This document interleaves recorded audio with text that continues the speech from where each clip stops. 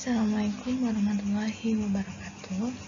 Saya akan mempresentasikan tentang metode Analytical Hierarchy Process atau yang bisa disebut dengan AHP.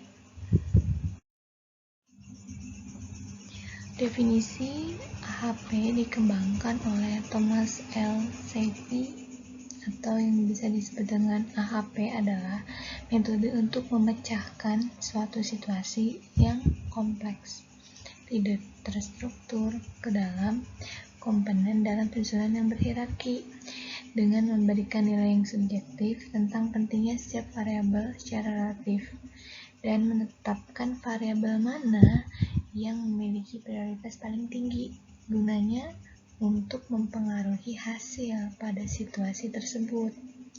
Nah, proses pengambilan keputusannya itu didasari untuk memilih suatu alternatif yang terbaik. Peralatan utama AHP sendiri yaitu memiliki sebuah hierarki fungsional dengan input utamanya yaitu persepsi manusia. Dengan hierarki, suatu masalah yang kompleks, tidak struktur itu dapat dipecahkan ke dalam kelompok-kelompoknya dan diatur menjadi suatu bentuk hierarki.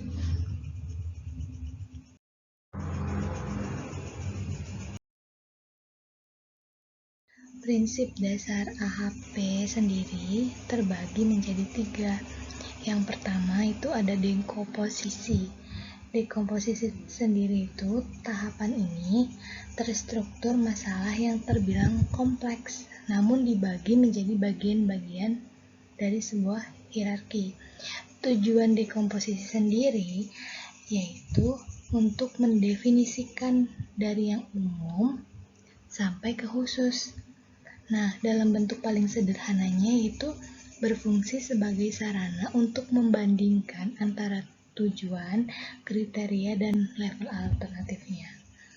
Yang kedua, adanya sintesa prioritas atau hasil perkalian prioritas lokal dengan prioritas dari kriteria yang bersangkutan pada level atasnya dan menambahkan ke masing-masing elemen dalam level yang dipengaruhi oleh kriteria. Nah, hasilnya itu berupa gabungan atau lebih dikenal dengan istilah prioritas global yang kemudian digunakan untuk memberikan bobot prioritas lokal dari elemennya yang ada pada level terendah dalam sebuah hierarki dengan sesuai kriterianya. Sedangkan yang ketiga, perbandingan penilaian atau pertimbangan kooperatif. Di tahap ini tuh sebuah perbandingan berpasangan dari sebuah elemen yang ada dalam hierarki dengan tujuannya itu menghasilkan sebuah skala kepentingan relatif pada masing-masing elemen.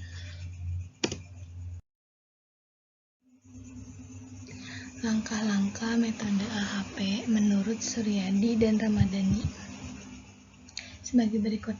Yang pertama, mendefinisikan masalah apa dan menentukan solusi yang diinginkan dari masalah yang ditemukan. Yang kedua, membuat struktur hierarkinya. Seperti apa awalnya dan tujuan umumnya, lalu dilanjutkan dengan kriteria-kriteria dan alternatif pilihan. Yang ketiga, membuat matriks perbandingan berpasangan yang menggambarkan kontribusi relatif atau pengaruh setiap elemennya, dan terdapat tujuan atau kriteria yang setingkat di atasnya.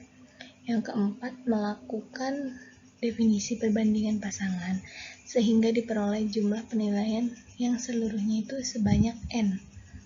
X n-1 bagi 2 buah dengan n-nya itu banyaknya elemen yang dibandingkan. Yang kelima, menghitung nilai eigenvektor dan menguji konsistensinya. Jika tidak konsisten, maka pengambilan datanya itu atau preferensinya itu perlu diulangi. Nah, nilai eigen sendiri yaitu adalah karakteristik dari suatu matriks berukuran. Misalnya n dikali n, atau banyaknya sebuah elemen dikali dengan banyaknya sebuah elemen. Dengan menghasilkan vektor lain atau memiliki nilai kelipatan dari vektor agent itu sendiri. Nah, yang keenam yaitu memeriksa konsistensi hierarkinya. Metode AHP itu digunakan untuk apa sih? Ada 3 metode AHP itu digunakan. Yang pertama, untuk menstruktur yang berhierarki sebagai konsekuensi dari kriteria yang dipilih sampai pada subkriteria yang paling dalam. Yang kedua itu memperhitungkan validitas sampai dengan batas toleransinya, inkonsistensi berbagai kriteria dan alternatif yang dipilih sebagai pengambilan keputusan. Yang ketiga, memperhitungkan daya tahan output atau hasil dari analisis sensitivitasnya itu sebagai pengambilan keputusan. Nah, metode AHP ini memiliki kelebihan. Yang pertama, itu adanya kesatuan atau unity, yaitu untuk AHP ini sebagai permasalahan yang luas dan tidak terstruktur menjadi satu model yang lebih fleksibel atau yang mudah dipahami. Yang kedua itu kompleksitas, atau ini tuh AHP itu memecahkan permasalahannya yang kompleks tapi melalui pendekatan secara deduktif. Yang ketiga yaitu pengukuran atau measurement. AHP itu menyediakan skala pengukurannya itu dengan metode untuk mendapatkan prioritas. Sedangkan konsistensinya atau yang keempat, konsistensi yaitu mempertimbangkan antara konsistensi logis dalam penilaian digunakan untuk menentukan prioritas mana dulu nih. Yang kelima itu sintesis. AHP itu mengarah pada perkiraan keseluruhan mengenai seberapa yang diinginkannya oleh masing-masing alternatif. Nah, yang keenam yaitu adanya trade-off. Itu AHP mempertimbangkan sebuah prioritas relatif terdapat faktor-faktor pada sistem sehingga orang tuh mampu memilih alternatif yang terbaik berdasarkan tujuan yang mereka inginkan. Nah, yang ketujuh itu adanya struktur yang berhierarki, yaitu AHP itu mewakili perkiraan alamiah yang cenderung mengkelompokkan antara elemen sistem itu ke level-level yang berbeda. Dari masing-masing elemen itu berisi elemen yang serupa. Yang kedelapan itu metode pengambilan keputusan AHP itu memiliki sistem yang mudah dipahami, efektif, dan mudah digunakan untuk semua orang. Dan yang kesembilan memperhitungkan daya tahan output atau hasilnya itu sebagai analisis sensitivitas dalam pengambilan keputusan. Yang ke-10, AHP juga menghasilkan hasil yang lebih konsisten dibandingkan dengan metode lainnya. Dan AHP juga memiliki kekurangan metode AHP ini. Yang pertama, untuk melakukan perbaikan atau improvementnya itu keputusannya harus dimulai lagi dari tahap awal. Yang kedua, ketergantungan model AHP pada input utamanya. Dan yang ketiga, metode AHP ini biasanya itu metode yang menggunakan matematis tanpa adanya pengujian terlebih dahulu secara statistik, sehingga tidak ada batas kepercayaan dari kebenaran model yang terbentuk.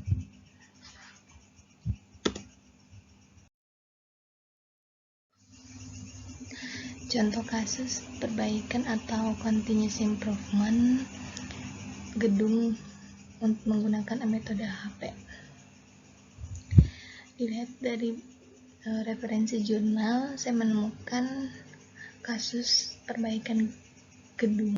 Dari hasil analisis data AHP dapat disimpulkan bahwa model pengambilan keputusan perbaikan gedung Paragon Mall Semarang ini dengan hierarki mempertimbangkan antara prioritas perbaikan komponennya dan risiko yang diambil dari aspek kenyamanannya, lingkungan fasilitasnya, kemudahannya, dan atau biaya yang terbatas, dan SDM atau tenaga kerjanya juga terbatas, serta waktunya juga terbatas, menjadi perhatian utama manajemen perbaikan gedung. Dari sudut pandang tinennya ya, itu sarana sirkulasinya itu seperti koridornya, tangga, lift, eskalator, kemudian interior dan tata geraha atau hygiene dan cleaning service. Dari sisi kriteria itu, prioritas yang paling utama yang diperhatikan itu faktor kenyamanan dengan nilai 22,611% yang diikuti oleh faktor keselamatan dengan nilai 17,193%. Penelitian ini terbatas pada model pengambilan keputusan prioritas perbaikannya oleh pengelola gedung mal dari sudut pandang penyewanya saja, sehingga lebih mengedepankan antara kepentingan dan kepuasan penyewa. Pengguna lain juga ikut berkontribusi terhadap kesuksesan pengelolaan suatu mal, yaitu adalah pengunjung mal. Oleh sebab itu, kedepannya kita perlu lakukan penelitian penentuan antara prioritas perbaikan gedung mal ini dari sudut dan keinginan pengunjung, bukan hanya dari sudut pandang penyewa. Karena kenapa? Kenyamanan itu lebih utama. Jika konsumen tidak nyaman atau tidak puas, maka akan berpengaruh dengan hasil output atau profit dalam sebuah usaha. Karena jika konsumennya itu puas, maka citra perusahaan juga akan baik dipandang oleh konsumen.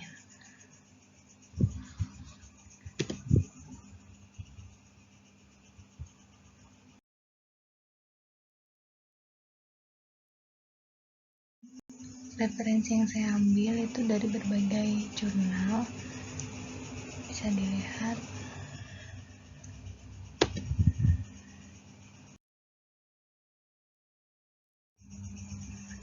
And thanks for your attention. Kurang lebihnya mohon maaf. Terima kasih. Wassalamualaikum warahmatullahi wabarakatuh.